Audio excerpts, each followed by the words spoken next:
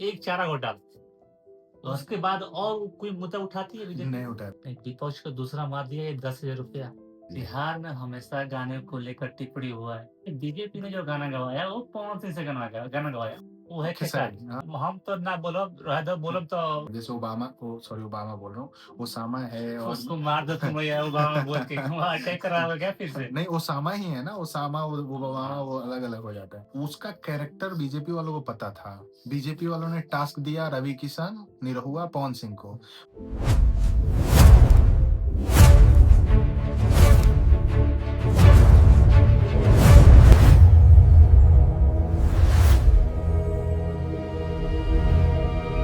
नमस्कार। हम लोग यहाँ पे आज इकट्ठा हुए हैं बिहार चुनाव पे बात करने के लिए। बिहार चुनाव में जो घटित हुआ है, क्या एनडीए 202 सीटें जीत सकती है? और बिहार में 202 सीट कैसे जीती है? इस पे हम और आकाश चर्चा करेंगे। मेरा नाम नीतीश कुमार उपाध्याय है। ये हम दोनों आपस में ही बात कर रहे हैं। क्या, कैसे, किस तरीके से ये चुनाव एक तरफा हो गया और लगभग बीजेपी और जेडीयू ने 85 टू 90% के स्ट्राइक रेट से उन लोगों ने अपना चुनाव नतीजा दिया। तो इस पे हम बात करने के लिए रेडी हुए हैं। हाँ, आकाश, तो ये बताओ, जो ये रिजल्ट आया है उसको कैसे देखते हो? मेरा मानना है ना कि विपक्ष ने चुनाव नहीं हारा, विपक्ष ने मेहनत करना छोड़ दिया। प्लस में विपक्ष के पास दिशा नहीं था, ना ही कोई बेस्ट लीडर था। लालू जैसे पहले करते थे, उनका जो बोलने का अंदाज, कपड़ा धोती फटा हुआ पहन के जाने का अंदाज, वैसा कोई लीडर दिखा नहीं। तो जब वहीं तक आपके पास दिशा ना हो, कोई टारगेट ना हो, आप ऐसी बात बोलोगे तो फिर वो नहीं हो पाएगा। जनता को आपको दिखाना पड़ेगा कि हाँ, मैं गरीबों के लिए हूँ, ना कि आपको बैठ जाओ आराम से और रील बनाओ, एक डांस कर दो, उस पे आपको वोट ये मिल तो जाएगा। सही बात है। तेजस्वी यादव ने, जो बिहार में हम लोग एक अक्सर बातें करते हैं, छपरियों वाली बात, जैसे कि हम लोग भी देखते हैं, तो राजद छपरी वाली पार्टी ही बन के रह गई थी, मेरे को ऐसा लगता है। और तेजस्वी यादव ने उस डांस करके और भी उसको गड़बड़ कर दिया और डायरेक्शन में ला दिया। जैसे हमारे जो फैमिली में लोग हैं, अपने मम्मी पापा हैं या फिर दादा दादी हैं, उन लोगों को दिखता है, वो लोग अभी लड़के को, जैसे अगर कोई बाइक से आ जाए, तेजी में आ जाए, दरवाजे से क्रॉस कर जाए, सड़क से क्रॉस कर जाए, अरे वो तो छपरी है, नालायक है, गधा है, इस टाइप का बातें होती है अपने बीच में। नहीं, नहीं, मेरा ये भी मानना है कि लालू ने कुछ गलतियाँ की है, लेकिन आपको इसमें बीजेपी के आईटी सेल को भी धन्यवाद देना पड़ेगा। क्योंकि लालू ने जो गलतियाँ किया या तेजस्वी की जो मतलब उन्होंने जो गलती किया, राइट। उसको पूरा हाइलाइट कर दिया कि हाँ, देखिए साहब ये डांस कर रहे हैं, ये ऐसा बोल रहे हैं, ये करबो, वो करबो, बात कर रहे हैं। यस। बट जो वो बीजेपी ने गलतियाँ किया, उसको किसी ने हाइलाइट ही नहीं किया। वो आप किसी भी यही लीडर के मुँह से सुने हो यही कि तो यही तो दोनों लीडरशिप की बात है ना। जैसे कि आप दोनों लोग अपर अब अगर हम बात करें, तो बीजेपी कैसे सोचती है, या बिहार चुनाव को लेकर जो बीजेपी के जिन लीडर्स ने अपने अलग-अलग क्षेत्रों में जैसे-जैसे काम किया है, उस हिसाब से हमको देखना पड़ेगा। जैसे कि हम तो अभी बात कर रहे हैं ओवरऑल बिहार पे, जो कि हमको जो जो जो सबसे ज़्यादा दिख रहा है, वही हम लोग यहाँ पे बात कर रहे हैं। बट इसमें हमको एक और चीज़ देखना पड़ेगा, छोटे-छोटे मुद्दे क्या रहे? जैसे कि आप देखो, ये जो हमने पहली बात करी गाने वालों को लेकर, तो गाने वालों के साथ-साथ ना जो आरजेडी समर्थक गायक थे, सिंगर्स थे, उन लोगों ने भी रोल निभाया है, तो उसको आप कैसे देखते हो, जो एक तरफ़ा इस मतलब बीजेपी के जीत के लिए? बिहार में हमेशा गाने को लेकर टिप्पणी हुआ है। वो राइट। चाहे आप अभी इलेक्शन का आया तो हम लोगों ने बोला या प्रधानमंत्री ने उस कट्टे वाले को कट्टे लेकर वाला बात कट्टा बोला। वाला तो टुनटुन यादव फेमस ही हो हाँ, गया। तो उसको लेकर बात किया तो एक लॉजिक बना। बट शुरू से आप अभी ऑर्केस्ट्रा का गाना सुन लो या किसी का भी गाना सुन लो। बट मारे कट्टा मेरा मानना राइफल है से खूंटा ठोका ले। मेरा मानना है ना कि अगर आपको गाना ही बनाना था, आप खेसारी को फ्रंट पे लाते, उसको बोलते, कुछ नहीं करते, आप पैसा ऐसे भी खर्चे करते हो तो अपना को लाते। दिक्कत क्या हुआ ना कि बीजेपी ने जो गाना गवाया वो पवन सिंह से गाना गवाया और पवन सिंह आजकल उतना भी खराब गाना नहीं गा रहा है। हाँ, खराब है बट उनका अपेक्षा इतना खराब नहीं है। और बीजेपी ने जो गाना लाया ना उसमें एक भी अभद्रता दिखा नहीं। लेकिन इन्होंने क्या किया?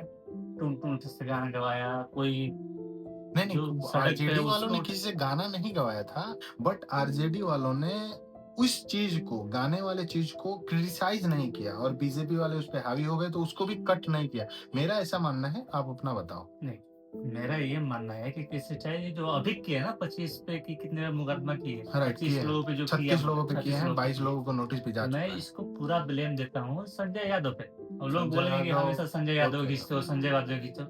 बता रहा हूँ बेसिकली, आप हरियाणवी गाना सुन लो, हमेशा उसमें हमारे यहाँ कट्टा यूज़ करते हैं, वहाँ पे AK-47 जो भी राइफ़ल हमेशा राइफ़ल बदमाशी राइफ़ल। राइफ़ल यस, जो यस। भी गाना यूज़ करते हैं, वहाँ पे चलता है। लेकिन हमारे यहाँ मे बी सन 2000 के आस-पास में या 1998 के उस टाइम तो हम नहीं थे, बट हम सुनते हैं हमारे यहाँ के कि हाँ, उस टाइम दंगाई था, मारपीट थे, उस टाइम कट्टा चलता था। जब आप वैसा गाना लेकर आओगे ना, तो लोग समझेंगे कि हाँ भाई, वही वाला राज फिर से आ रहा है। तो संजय यादव ने कुछ उनको गाइड किया नहीं या उनको पता नहीं कि हाँ, 1998 में क्या हुआ था या 2000 में क्या हुआ था या 96 में क्या हुआ था। इस वजह से उन्होंने डिसाइड किया नहीं। जब इसका उल्टा परिणाम देखा, तब इन्होंने एक्शन लिया। तो मेरा मानना है कि जब से लालू यादव जेल गए, चारा घोटाला में जब से वो फँसे, तब से हमेशा आरजेडी लेट फैसले लेता है ऐसा नहीं है। हमेशा एक्शन लिया है आरजेडी ने बट लेट। अभी जो इनके फैमिली में दिक्कत आया है, सबसे बड़ा एक है, या सब कोई मानेगा कि फैमिली एक है, तो आपको उतना बड़ा प्रॉब्लम नहीं राइट, आएगी किसी भी राइट। इलेक्शन में। राइट, जैसे कि फैमिली ही नहीं बीजेपी ने यहाँ पे बहुत अच्छा दाव खेला। फैमिली ही आप नहीं सँभाल सकते, फैमिली में ही इकट्ठा नहीं रह सकते, तो तेजस्वी यादव के नेतृत्व को बिहार की जनता कैसे एक्सेप्ट करेगी? इस बात को एनडीए ने जैसे उठाया और बीच में तेज प्रताप यादव का जो भी बयान आ रहा था, उन सब बयान को अगर हम समराइज़ करें, तो ये विपक्ष को काटने की जो एनडीए ने कोशिश करी, वो तो बहुत तारीफ़ के काबिल है। तो इन सब चीज़ों को बीजेपी कैसे कैसे हावी हो गई? इस पे तुम्हारा कुछ जा रहा हो तो बताओ?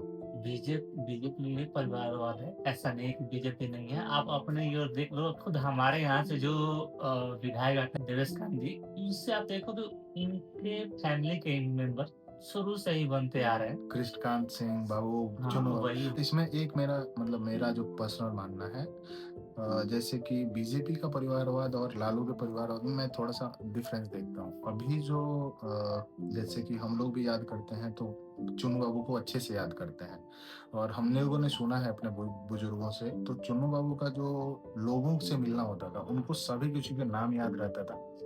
सभी किसी से वो अच्छे से मिलते थे। जैसे कि अभी के नेताओं को वैसे लोगों से सीखना चाहिए। अभी इनके बारे में जो सुनने को मिलता है, ये तो अलग ही सुनने को मिलता है। लेकिन मेरे को क्या लगता है कि विपक्ष भी इस बात को अच्छे से नहीं उठा पाई। तो अगर बीजेपी में परिवारवाद है, इंडियन परिवारवाद है, तो इसको कैसे कैटर करना चाहिए था विपक्ष को? ये विपक्ष कभी कैटर नहीं करेगा। आप इसमें कांग्रेस को भी लो। Right, Congress right. इतनी पुरानी गवर्नमेंट है, मतलब पक्ष है, यस, विपक्ष है, पक्ष है। उसके बाद से उसने इस पे काउंटर नहीं किया। तो ये सोचने वाली बात है ना कि सेंट्रल की एक अच्छी खासी पार्टी जो इसमें अपने दमखम रखती थी कि हाँ, मैं इसको इसमें बैक कर लूँगा, इस मैं इसको ये करूँगा, उसने इसमें सवाल नहीं उठाया। इसमें और मेरा एक प्लस व्यू है। वो बैक फुट पे लड़ी है। आरजेडी को फ्रंट फुट पे लाके, अगर मेरा थोड़ा-सा ये मानना है कि काश अगर ये कांग्रेस फ्रंट फुट पे रहती और आरजेडी को बैक फुट पे रखती। क्या बिहार में ऐसा हो सकता है कि कांग्रेस फ्रंट फुट पे रह के और आरजेडी बैक फुट पे जाए? ये तो हमारी बस सोचने वाली बात है। ये सामने तो कुछ हो नहीं सकता है और आरजेडी कभी भी ये राहुल गांधी को फ्रंट फुट पे नहीं लड़ने देगी। तुम जानते ही हो कि आरजेडी कैसे बनी? अगर हम इन सब का फाउंडेशन की बात करें, जो आरजेडी बनी या फिर जेडीयू बनी या फिर बहुत सारे अलग-अलग राज्यों में पार्टियाँ बनी। तो उसमें अगर हम उस पे लेवल पे जाएँगे तो उसमें कांग्रेस के अंदर ही विभेद हुआ, इसके लिए वो पार्टियाँ बनी, इस पे हम नहीं जाते हैं। हमारा जो पहला था कि 1-2 पॉइंट हमने राजद के विपक्ष कैसे हारा इस पे ले लिया। हम अब ये आते हैं कि इन लोगों ने मतलब एनडीए वालों ने कैसे इन सब चीज़ों को समराइज़ किया। जैसे ओवैसी की भी एंट्री हो गई, पिछली बार भी 2-3 सीट जीते थे, अब की बार 5 जीते हैं। कांग्रेस 6 जीती है। वो जो तथाकथित उप मुख्यमंत्री बने थे, वो उन्होंने तो नील हो गया। ओवैसी का आपने बात छेड़ा, यस, तो यस। मैं ओवैसी पे एक कमेंट करना चाहता हूँ। Sure, sure. ओवैसी एक बंदा ऐसा आदमी है ना कि अगर जो जब तक रहेगा ना, बीजेपी को फ़ायदा ही देगा, ये कोई माने या ना माने। कैसा ये कैसा कैलकुलेशन जाता है? हमें देख समझ नहीं आता है, थोड़ा-सा सिम इसमें आप सिंपल समझाइए। सा बात है, आरजेडी हो या किसी और को ले लो, आप कांग्रेस को ले लो आरजेडी, या कांग्रेस, सपा को ले लो या किसी को भी ले लो, राइट। वो 100 में 100% मुसलमानों के साथ नहीं खड़ा होगी। अ, वो किसी न किसी पॉइंट पे आपको दिखेगी कि हाँ, नहीं ये मतलब ओवैसी का क्या है ना नहीं कि कैसे गलत अब हो या सही हो, मुसलमानों के साथ खड़ा है। हम लोगों ने देखा कि जब ये राम मंदिर का आया था 6 दिसंबर, तो उसमें आरजेडी ने पूरा पक्ष उठाया था। बट क्या राम मंदिर के सपोर्ट में आरजेडी वाले नहीं बोलते हैं या फिर कांग्रेस नहीं बोलती है? तो ये वाला मुद्दा भी तो लोग देख रहे हैं ना कि ये 100% मुस्लिम, और बीजेपी तो उन लोगों को ऐसे ही दिखाना चाहती है ना कि ये लोग 100% मुस्लिमों के पक्षधर हैं। हम लोग हिंदू के पक्षधर हैं। ये वैशाली की लड़ाई हुई थी जब देश बँटा था, हुँ, उस टाइम पे हम लोगों ने देखा कि जो कांग्रेस विचारधारा वाले लोग हुँ, थे, हुँ। वो क्या सोच रहे थे? वो सोच रहे थे कि हम एज़ ए सेक्युलर रहेंगे। तो वो वाली विचारधारा नहीं दिख रही है ना कांग्रेस और ये जो भी नहीं, हैं, क्योंकि ये आप लोग केवल मुस्लिम-मुस्लिम करते नहीं, हैं नहीं। और बीजेपी उसका फ़ायदा उठा ले जाती है। इस पे थोड़ा कांग्रेस हो या आरजेडी हो या सपा हो, मुस्लिम मुस्लिम नहीं करते। वो मुस्लिम के साथ में एसटी, एससी भी लाते हैं। Okay, PDA Akhilesh Yadav PDA वाली बात। वो हमेशा इस चीज़ को ऐड करेंगे, लेकिन ओवैसी ऐसा नहीं करता, वो ओनली मुस्लिम। यस, यस, ये बात वो मुस्लिम को ही बात करेगा, आप गलत करो या सही करो, वो मुस्लिम की बात ही लाएगा। हाँ, अभी जो देश ने उस जो सपोर्ट किया, उतना तो कांग्रेस या आरजेडी ने भी सपोर्ट नहीं किया, जो सिंदूर हुआ, उस पे नहीं जाते हैं। ऐसे ही खाली मुस्लिम बोलता है। रीज़न क्या है, वो एसटी, एससी नहीं लाएगा। उसका सिंपल सा है, थोड़ा बहुत करता है, हाँ। हमारा मुस्लिम, या वो नहीं देखेगा कि आप क्या है, क्या नहीं है। आजकल भले वो वो तो ऑल एससी-एसटी इंडिया को में वो तो और एससी-एसटी को और कन्वर्ट करने के चक्कर हाँ, में है कि ऑल आ इंडिया जाओ। में लड़ रहा है तो वो अब धीरे-धीरे हिंदुत्व को भी लाएगा, राइट, मुद्दे में राइट। वो लाएगा, बट राणा अभी रणजीत सिंह को वो लड़ाया था अपने बिल्कुल टिकट नहीं पे। है। और यस, वही वो बंदा अपना वहाँ पे खड़ा करता है ना, स्ट्रॉन्ग पॉइंट पे जहाँ पे मतलब मुस्लिम ज़्यादा वोटर हैं। मेजॉरिटी में है। हाँ, यस, वहाँ यस। पे वो डालेगा और वो निकलेगा, वहाँ से आप कांग्रेस खड़ा कर लो, बीजेपी खड़ा कर लो, सपा आ जाए, राजद आ जाए, कोई आ जाए, वहाँ से ओवैसी निकलेगा। जब तक विपक्ष नहीं, ओवैसी को आँकड़ों साथ नहीं अगर लेगा। अगर हम आँकड़ों में मैं तुमको दिखाऊँगा, आँकड़ों में कुछ अलग बोलता है। अगर मैं बिहार को पूरे जैसे 9 प्रमंडल है अपने पास, 2-3 कैटेगरी में और बाँटते हैं। एक उत्तर बिहार और दक्षिण बिहार, दूसरा एक बाँटते हैं भोजपुरी, मैथिली और उधर सीमांचल वाला क्षेत्र, गया जी वाला क्षेत्र, जो कि नवादा, गया, नालंदा ये वाला एरिया पड़ता है, और एक उधर भागलपुर वाला क्षेत्र। तो ऐसे बढ़ जाता है, बट अगर भाषाई आधार पे बात करें अपन तो 2-3 क्षेत्र पे बाँटते हैं अपन, भोजपुरी, मगही मगही ये वाला क्षेत्र, नालंदा, पटना ये वाला क्षेत्र मगही बोलते हैं, और उसके बाद से मैथिली, सीमांचल ये वाला एरिया होता है। सीमांचल में जो आप ओवैसी की बात कर रहे थे, जो अपने डिस्ट्रिक्ट्स हैं, सिवान, छपरा और गोपालगंज। तो सिवान, छपरा और गोपालगंज में ओनली 3 सीट आरजेडी जीत पाई है। तो हम क्योंकि इस वाले एरिया का थोड़ा अच्छे लोग संपर्क में हैं, तो हमको अच्छा थोड़ा-सा नॉलेज है, तो इस बात पे शेयर करेंगे। आप क्या देखते हो कि मतलब अपने क्षेत्र में जो अपना सिवान, छपरा, गोपालगंज वाला क्षेत्र है, उसमें आरजेडी केवल 3 ही सीट पाती है।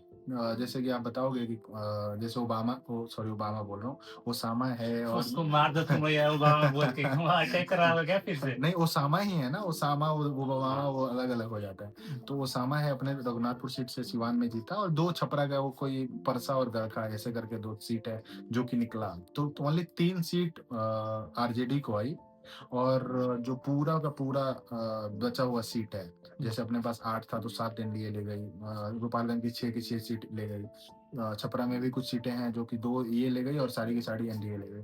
तो ये इसमें क्या मेजर फैक्टर क्या है? मैं तो भोजपुरी बोलने वालों को क्या मेजर फैक्टर है? मेजर फैक्टर एक ही बंदा है, वो है खेसारी, खेसारी। हाँ, हाँ, खेसारी तो अगर है। ये अगर खेसारी पे हम मैं बात ये करेंगे तो मानता हूँ ना कि 60% बात खेसारी पे आएगा, तो नहीं, नहीं, मैं ये मानता हूँ कि अगर खेसारी लड़ता, कोई दिक्कत नहीं, और ये खेसारी चुप होके लड़ता ना, खेसारी को इन्होंने फील्ड में उतारा, कोई नहीं, सबसे अच्छा गेम खेला था आरजेडी, मेरा मानना है कि सबसे अच्छा गेम खेला था। अगर ये खेसारी चुप होके लड़ता ना, तो तो चुप आराम हो से गए अगर निकाल लेता। चुप मतलब कि आप ये बोल रहे हो कि मैं ब्राह्मणा का लिखा हुआ लकीर को भी मिटा दूँगा, ये कर दूँगा। तो ये बात सही है, उसने ओवर रिएक्ट किया, सारी बातों पे किया। तो क्या आरजेडी के लोग क्या संजय यादव, क्या तेजस्वी यादव इन सब चीज़ों को नहीं देख रहे थे या उन लोगों का समझ उतना डेवलप नहीं हुआ था। तो क्या मतलब क्या कारण है कि खेसारी इतना नहीं, एडवांस बोलते उनका हैं? उनका कंसर्न ये था कि आप अभी अभी हाइलाइट हुआ खेसारी ऐसा बोलता है। हुँ, हुँ। बट आप खेसारी के पिछला कभी भी आप देखोगे ना स्टेज शो या वो ऐसा राइट। ही बोलता है। वो बेफ़िक्र होके जो मुँह में आएगा सो बोलेगा। तो इसमें एक और बात उसका है, कैरेक्टर बीजेपी वालों को पता था। बीजेपी वालों ने टास्क दिया रवि किशन, निरहुआ, पवन सिंह को। पवन सिंह, निरहुआ और ये लोग उसको भड़काते गए, वो भड़कता गया। नहीं, नहीं। इसको कैसे देखते हो नहीं, आप? नहीं, एक और चीज़ है। आप ऐसे भड़काओ ऐसा नहीं बोल सकते हो कि उन्होंने भड़काया, उन्होंने ओनली काउंटर किया। वही काउंटर लेकिन खेसारी को पच नहीं पाता है ना, ये नहीं, काउंटर नहीं, नहीं, खेसारी नहीं, को नहीं पचता। खेसारी को पछता।